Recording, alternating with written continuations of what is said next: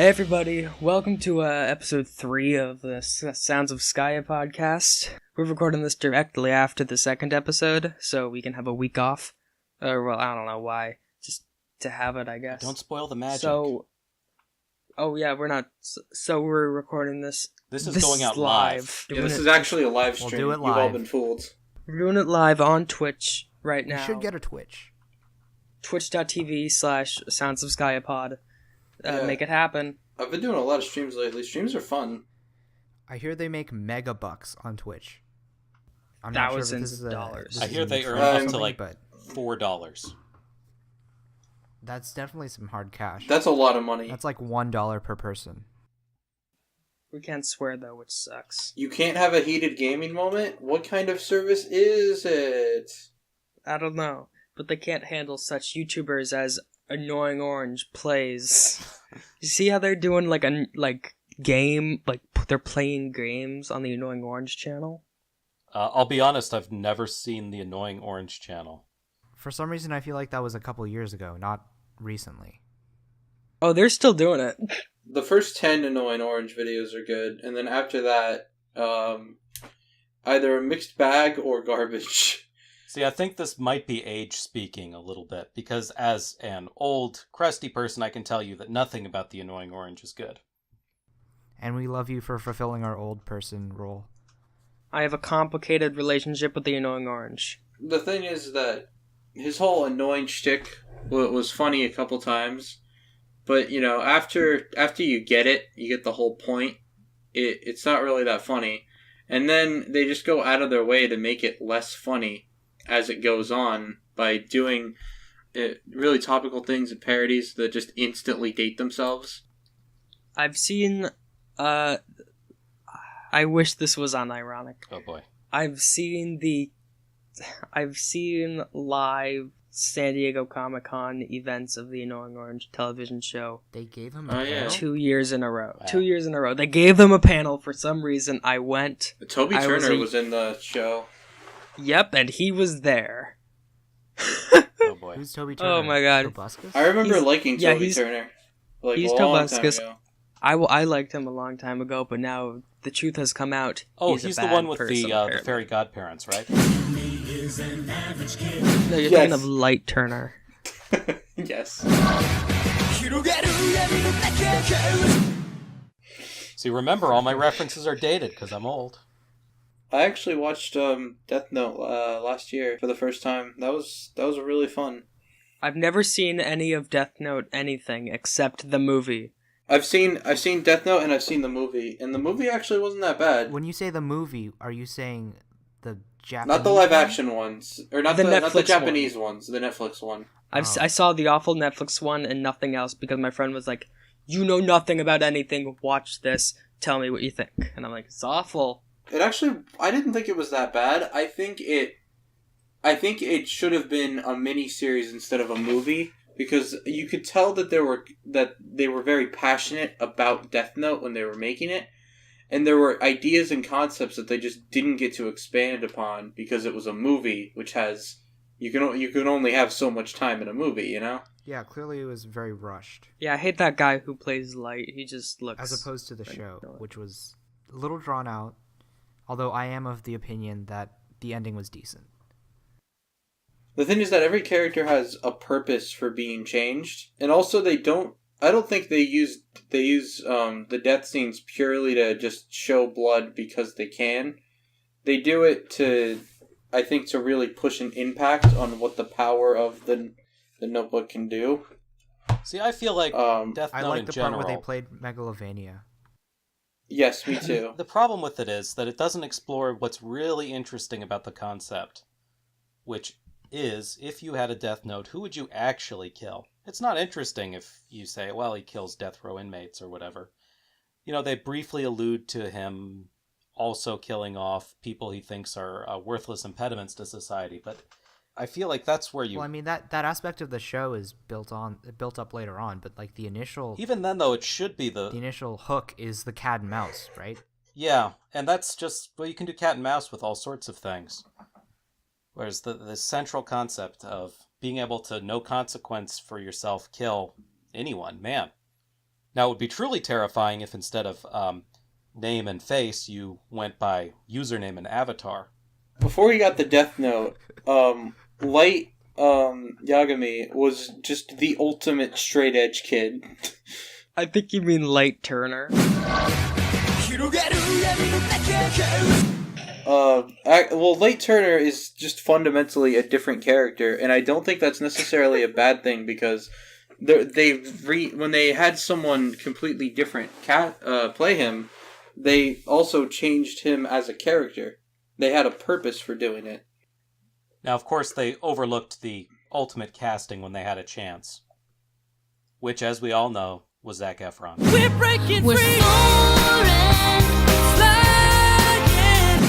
Oh yeah, I forgot to say, my house no longer has a gas leak, so I'm allowed to join in on this episode. Did you die? So the first song is Vagabounce.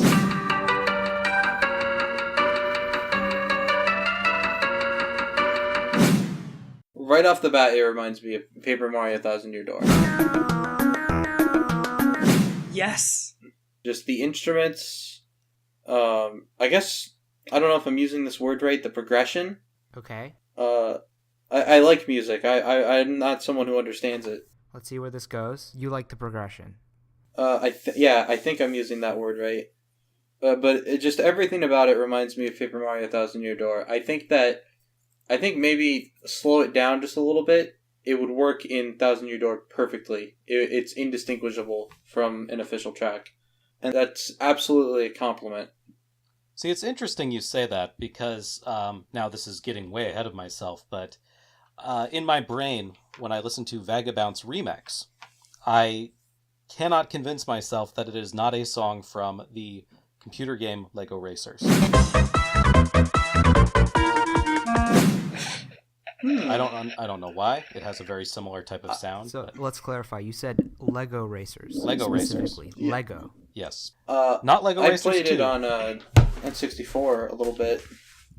I have very brief memories. I don't remember any of the soundtrack or just any of the audio. I just remember seeing it and playing it. I like this song. It's very saucy. It has lots of personality. That's my biggest criteria. It has to have personality and character, and this checks those boxes. And it has a nice dominant chord at the end.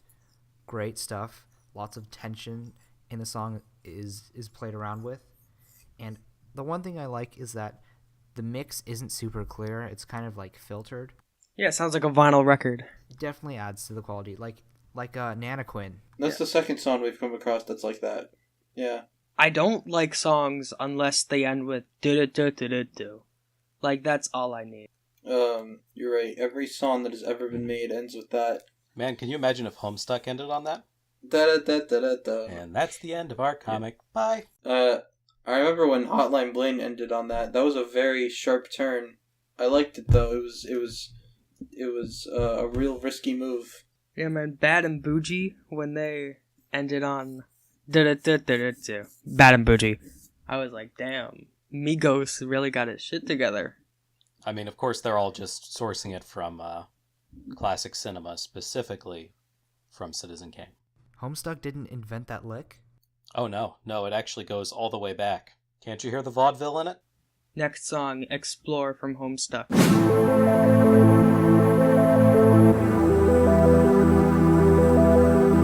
Oh, I love this one. The song was written by George Buzinkai. I'm sorry if I'm definitely butchering the name. I call him George Bazinga. George Bazinga, arrangements by Michael Guy Bowman, Maybe I'm overstating this. who, by the way, is a loyal listener of the but podcast. This might be the first song on the Homestuck discography that, even at the end, could really be somebody's favorite. Yeah, I think this is definitely one of my favorite tracks, even contesting Dave Owens. Mm-hmm. Yeah, I suppose, Upward Movement could be as well. Actually, I'd like to give my hot take that Upward Movement is one of my least favorite songs on the discography. Wow. Good thing you weren't here last episode. Exactly. Man, what a spicy storm. You're saying that when may or may not is just right there. That's wild. I can't believe this about you. You never told me this. I thought we were friends. How dare you? There's a lot more you don't know about me. He's a really remarkable musician, and one thing I think is really interesting is that while a lot of the other musicians kind of moved on to different techniques, he seems to have really stuck with this particular musical style, even in his latest releases. Yeah. I think that George Bazinga makes great music, but I gotta say, I know this is... Are we gonna get to Volume 10 at some point? I'm just gonna say We're gonna get to all of it. I'm not a fan of Castle. I think it's okay, but overall, I'm not a fan. It's not his best work. We'll get to Volume 10. I don't think it's worthy of being on Volume 10. Oh, I've got opinions on Volume 10. Roxy, I promise that when we get to Castle, you will be back on the podcast. Oh, I better. Yeah. I better be back. In about Whether you know 6 it or months not. when we get to it. No, 6 months? Like 2 years. Oh, What? yeah, just plant a mic on me. It's been 2 years since you talked some shit. And then I hear Castle. I hear Castle and my ear twitches. My ear just twitches and I'm like, It has begun. I've been called. It is my time. So, Explore. Pretty solid melody. Pretty solid counter melody. Pretty good song overall. I like the drums. Most people remember the drums. Then you toss it in with a flash animation that really, once again, is a moment that shows the potential scope and scale of the story. Definitely the favorite out of this week's bunch. I don't actually remember what Flash this was for. It was WV Rise Up. You know, it was a little one called Cascade. Oh, yeah, I forgot. How could I have forgotten Act 7? Another hot take, I don't mind Act 7 that much. Oh, we'll get there. I wasn't referring to the song, I was referring to We can fight later, but I gotta save my energy. We got the next song, Gardener. Wait a minute. What is this? This is Buble or Nay. Come fly with me.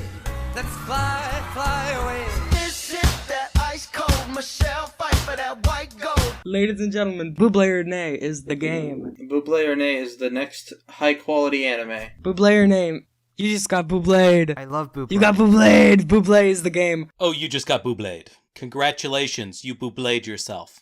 That specific version, or is there a version that exists by Michael Bublé? The specific version that we play. Okay, this is fantastic. All right. This is better than I could have ever imagined. Does anybody have their buzzers ready? Meme. That's my buzzer. Okay, what's my buzzer? It can be whatever you want. Ka-ching. A ka-ching. Ka-ching. All right. That makes sense, because you're a slot machine. Buble or Nay? Ka-ching, I'm going to try and snipe with a no. Does that count? I guess it does, because I'm right. Ladies and gentlemen, okay. Everybody, is that Michael Bublé or Nay? Crypt already Ka-ching, answered. no. Oh, Crypt, what did you say? I said I feel like it might not be Michael Bublé. Ooh, incorrect. That is Michael Bublé with his rendition of the Suicide Squad official trailer. I got Bublé. Oh, Oh, man. I'm so sorry. All right. Okay, good. So, Hey guys, it's me, Michael Bublé. AMA. so this next song, it's round 2 out of 3. Crypt, I'm sorry, but you have 0 points, and Roxy and Scarrow both have 1 point. This is an ongoing thing. Yes, it's There- 3. It's Are there going to be power rankings? no. There's 3 rounds so far. I believe Scarrow won the first game. Yes. Yes, Scarrow won the first game and won nothing. It's like Quidditch. The points are cumulative. All right, this next song, Michael Bublé. Bublé or Nay?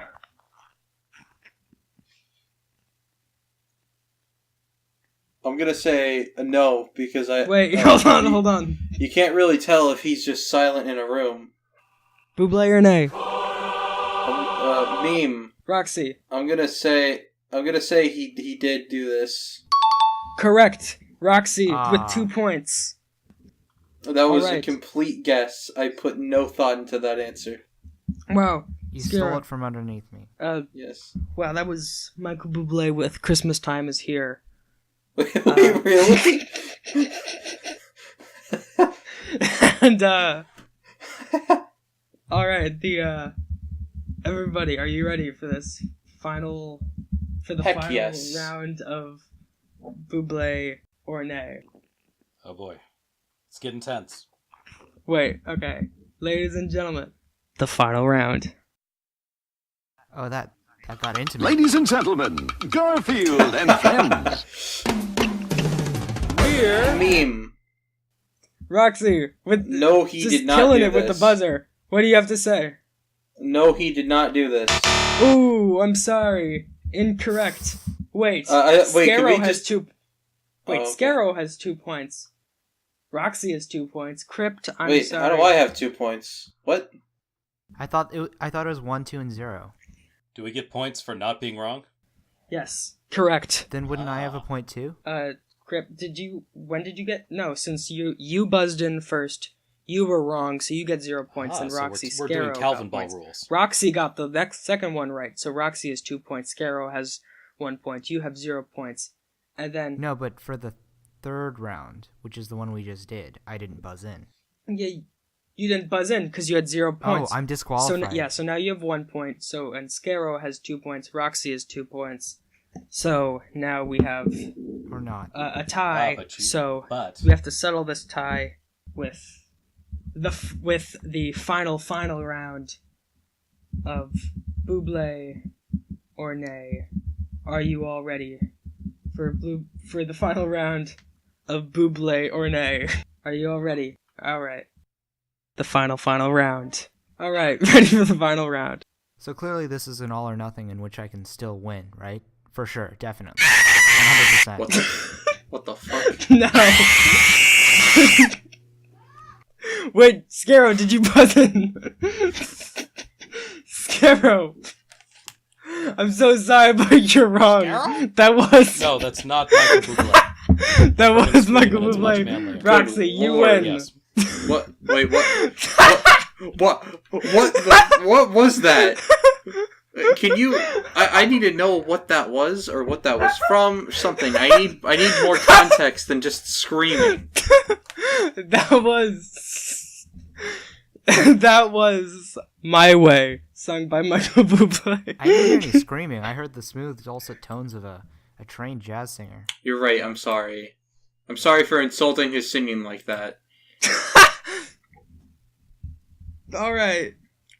So what was the last? Have we played Gardener already? And here I am just humiliated that my own lack of Bublé Do we have knowledge. it in the budget to buy buzzers and ship them out to speakers on the Maybe podcast? with that Patreon I'll be money. back next week with more. Hey, I don't know what you did to the Or that server Twitch icon, money. but it looks like there's a speck of dust No, we on my haven't. monitor or something, and I'm trying to wipe it off. Wait, hold Lord. on.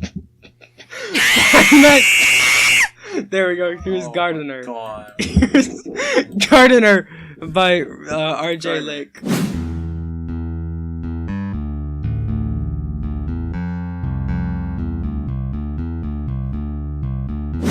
Oh shit. RJ. All right. Now here's an interesting question. This seems to be sampling the beginning of something really excellent. But that didn't come out for 2 more albums. So take that as you will. As a lump motelf. So yeah, this song is like a real bass lick. Well, as you know, real talk. Of course, this is a pinch hitter brought in to deal with a pretty specific problem, and because it's sampling a song that is near and dear to my own heart.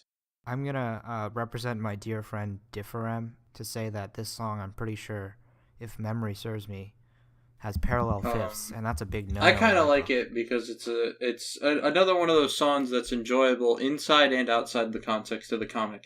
Although it is more enjoyable within the context because, you know, it's Jade practicing her guitar. That's cool. And I just think that's, like, stuff like that is neat. Especially when you get people who can actually play instruments to do stuff like this. Oh, and Gardener is free on the Bandcamp. Oh, that's interesting. I didn't know that. Yep. And, you know, in terms of having to bring it in real quick, too, it's quite an accomplishment. Oh, was it? That's because, as we've kind of been talking around, this is a song that was brought in to replace one by Bill I Bolin. believe it's pronounced Beal Bolin. Because so that's why it's sampling a later song. What was the original song? And it was done on kind of short notice, so the previous song was removed from the Nope. albums as Guardian? well. Guardian.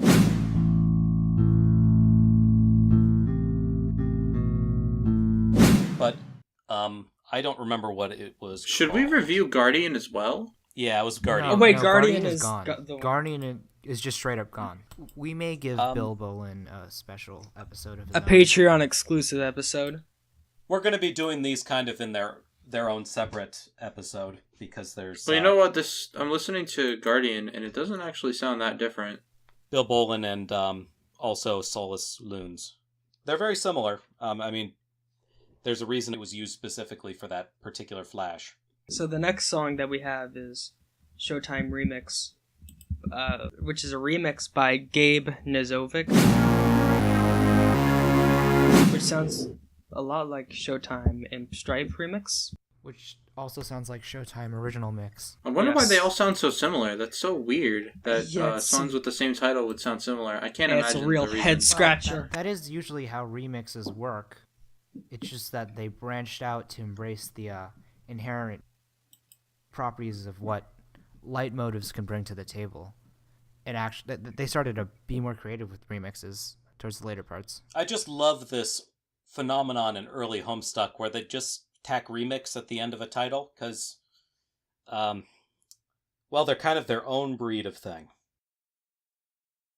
Generally after a certain point, they had something in mind, a direction to take the Le Motois in and kind of push it one way or another. But this kind of early on, a general thing of sort of just doing a remix for the sake of having a remix.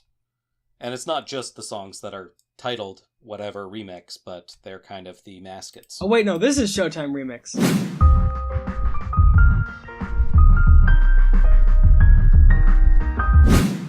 Okay, Wait, I think this is Showtime remix. we were talking about the wrong song. Were we talking about Wait. the wrong song? Is this one of those remixes Yeah, that We were talking about the wrong song. That was no, it wasn't. I had no idea. we were Wait. I thought we were doing a bit. Then it kept going, so I thought that was I thought actually that maybe was the the song. joke. I Right. didn't know. I might be wrong. I didn't. This was kind of didn't know. early on, and something I wasn't even there for. I heard about through a friend, but if I remember right, there was some early discussion on the forums about these remixes, including Showtime Remix, that kind of went to the effect of, oh yeah, well they're meant to be sort of ironically shitty remixes that don't really have a direction, because that's exactly what Dave would do, so of course it makes sense. And a few musicians actually got kind of offended over that. Who is Dave? He's the boy. Ah, okay. I think his last name is Stidler. Still Dave Stiller. Struman. Yeah, Dave. Stiller. Yeah, Stidler, something like that. Schumann. So yeah. So let's just say that, yeah, whatever. We had a good discussion on Showtime original mix, which was good. I don't know. I kind of want to leave that Oh. in, honestly. Yeah, let's just leave that in. Yeah. But anyway, I'm very sorry to I any like musicians these. who are offended. I like these remixes that just add a bunch of stupid drum loops. I don't know. I don't know if I like it ironically or genuinely, but I do enjoy listening to them at the very least. I mean, out of all the quote-unquote ironic remixes, this was, in my opinion, like the most played straight, if you will. Like, there's not much done to the song, and I think this is bonus material, if anything. I wouldn't put it as a main song. Wait, which one is this? Oh, this is a Aggrieve remix.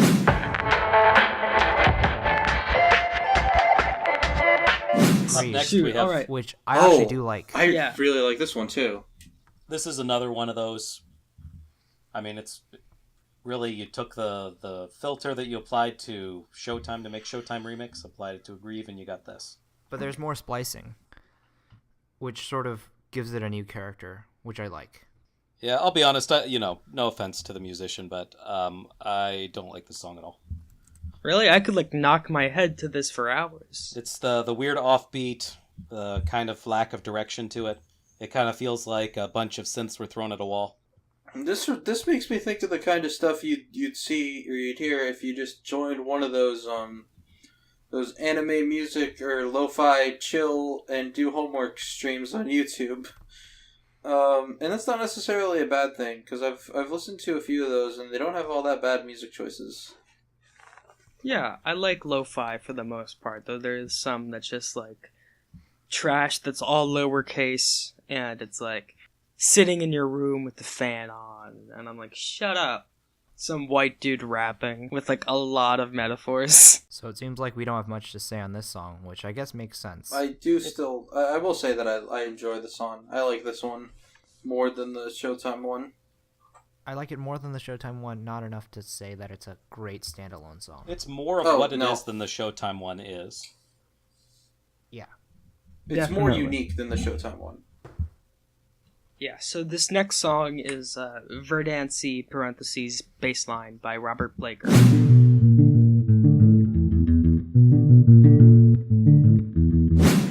Huh. I don't think I've ever heard this one before. Well, it's not that you probably haven't heard it, it's just not all that memorable. That Yeah, could also be it, but I actually... No, no memories are rushing back to me when I hear this. Yeah. But I haven't done my due diligence and listened to the entire discography yet, so I think that's more my bad. Is it too late to kick Roxy off the podcast? Oh, it's never too late. It's never too late. But this song, I feel, was popularized by the RJ Lake remix, Potential Verdancy.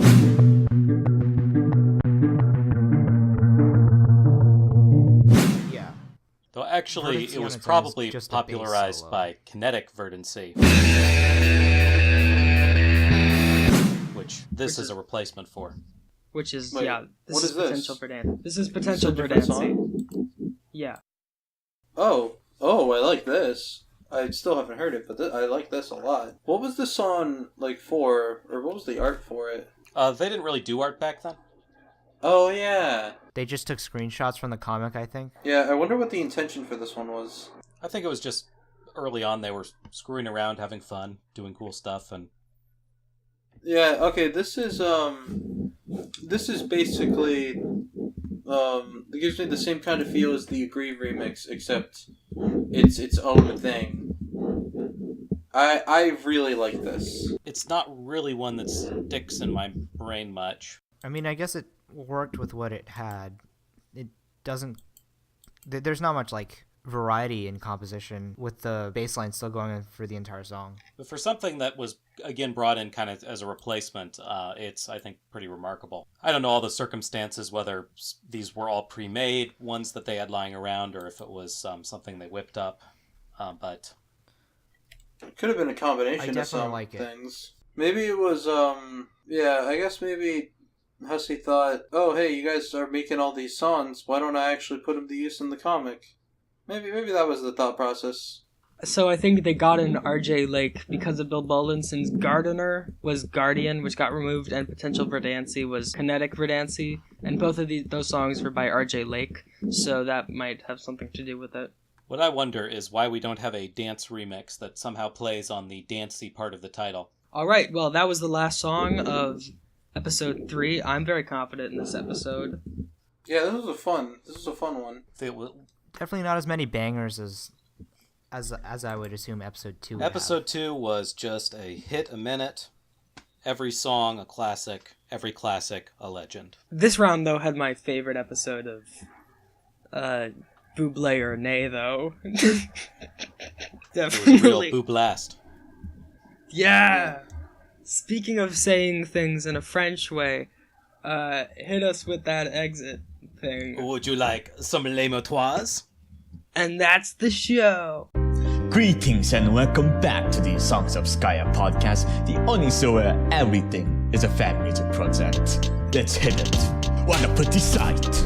Say you can't see, incomprehensible water cloudy within the skies. You must hear it, nearing the notes of desolation. Heed it, and then feeling isolation with standardized. Welcome our host, Lucas with the focus. The say it's good that the guest piece or only handed. I don't really have anything to say about Curt, but ask about old time sentences and he hand you the whole script. Where Aggro starts going for her Aggro, Viridian places obsidian to kind Celidian. She do the land job, John Jelans. Seize that moment when it all starts making sense. For this discussion solved by lemon-teams and savage on the job. The drop is special, all the serve for the acting, just a song of editing. Oh, how the songs of Skaia are